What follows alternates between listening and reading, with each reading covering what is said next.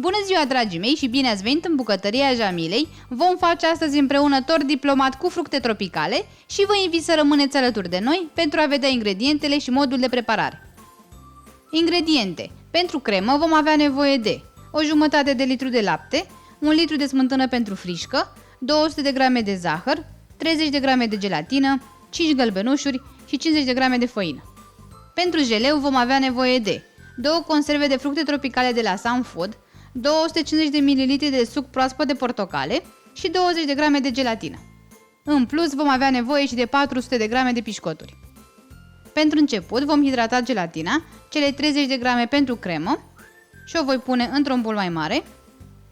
Peste ea voi adăuga 100 de ml de apă rece, amestec și o voi lăsa să stea până când se va umfla. Pentru cremă vom pune gălbenușurile într-o cratiță, adăugăm și zahăr.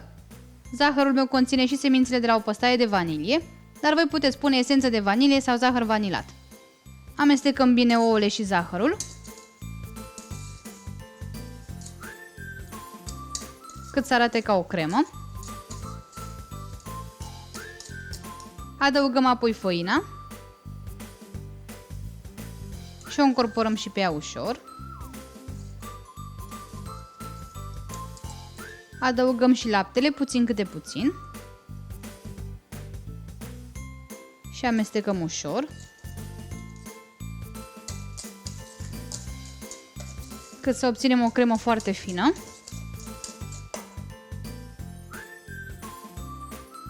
Laptele poate să fie la temperatura camerei, dar poate fi și rece pentru că oricum îl vom pune la foc. Continuăm să adăugăm laptele. Amestecăm foarte bine și vom merge cu această cratiță pe foc. Vom găti crema, amestecând continuu, la foc mediu, până când aceasta se va îngroșa ca o budincă. Când crema a început să fiarbă și s-a îngroșat, cam așa, asta înseamnă că este gata și o putem lua de pe foc și o voi lăsa să se răcorească pentru aproximativ 5 minute, iar apoi vom adăuga gelatina. După ce s-a răcorit crema pentru 5 minute, pot adăuga gelatina, care s-a umflat, cam așa va trebui să arate. O adaug și amestec foarte bine gelatina, astfel încât să se topească complet.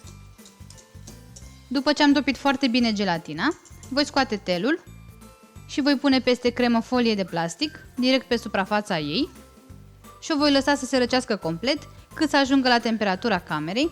Folia este pusă exact pe suprafață pentru a nu se crea crustă și o las la temperatura camerei, nu o pun în frigider, este foarte important să fie complet răcită înainte de a o amesteca cu frișca. Cât timp se răcește crema, ne vom ocupa de fructele tropicale de la Sun Food și voi deschide conserva. Golesc conserva pentru a separa fructele de suc. O voi scurge și pe cea de-a doua. Fructele tropicale de la Sun Food sunt de foarte bună calitate, sunt 100% naturale, sunt conservate doar în apă cu puțin zahăr. Las fructele să se scurgă, iar siropul îl voi păstra pentru că în el vom înmuia pișcoturile. Când crema a ajuns la temperatura camerei, punem smântâna pentru frișcă foarte rece într-un bol mai mare și o vom bate la viteză mare până se va transforma în frișcă. Am grijă să nu o bat foarte mult, pentru că apoi se va separa și se va transforma în unt. Frișca este gata, cam așa va trebui să arate. Așa va arăta crema răcită.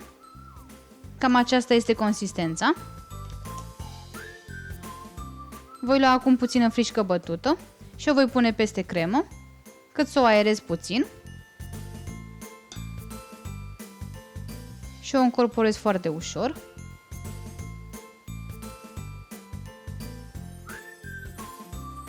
Voi pune acum din această cremă peste frișcă, puțin câte puțin, și cu un tel încorporez ușor crema și frișca, cât să obțin o compoziție omogenă.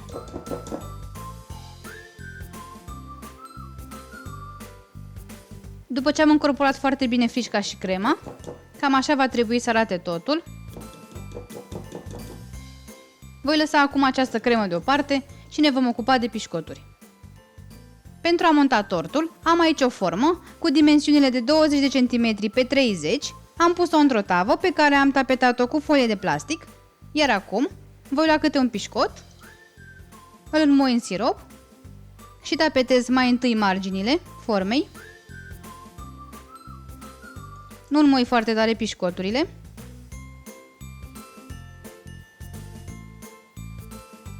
Voi tapeta acum și baza formei cu pișcoturi.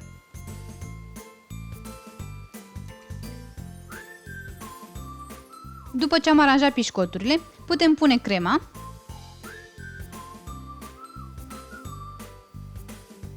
O pun cu mare atenție și nivelez foarte ușor, pentru că nu vreau să rup pișcoturile. Puteți pune acum și fructe, dar eu prefer să nu pun fructe în cremă și să pun doar jeleul de deasupra. Voi continua să adaug cremă și să o nivelez cu atenție până o voi pune pe toată. După ce am nivelat foarte bine crema, voi pune tortul la frigider pentru aproximativ 2 ore, cât crema să fie puțin întărită. Pentru jeleu, vom hidrata cele 20 de grame de gelatină cu 100 de ml de apă rece. Amestec puțin și las gelatina să stea și să se umfle. Când gelatina s-a umflat, punem peste ea 100 de ml de sucul de portocale pe care l-am fiert că să mă ardă la degete. Restul sucului l-am păstrat pentru fructe. Amestec foarte bine, astfel încât să topesc foarte bine gelatina. Am mare grijă să nu rămână granule de gelatină nedizolvate.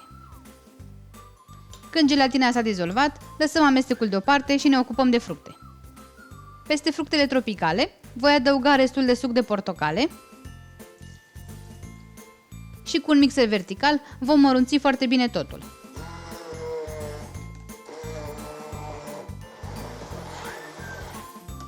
După ce am mărunțit foarte bine fructele, voi adăuga și amestecul de gelatină și suc de portocale și omogenizez foarte bine totul.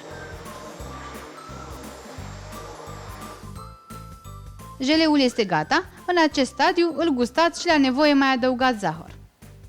După aproximativ 2 ore, crema diplomatului s-a întărit suficient, nu se mai lipește de mâini, așa că putem turna jeleul cât mai uniform posibil și vom pune tortul din nou în frigider pentru cel puțin 4 ore sau cel mai bine peste noapte. Tortul diplomat este gata, l-am scos din formă și l-am decorat cu câteva fructe tropicale. Voi îl puteți decora după cum doriți. Voi tăia acum o felie și voi reveni cu o secțiune. Secțiunea este gata, cam așa va arăta. Tortul s-a închegat foarte bine, arată minunat, este ușor de făcut și sper din suflet să-l încercați și voi. Am ajuns și la sfârșitul acestei rețete, așa că vă dorim poftă bună și vă așteptăm cu drag la rețeta următoare. La revedere!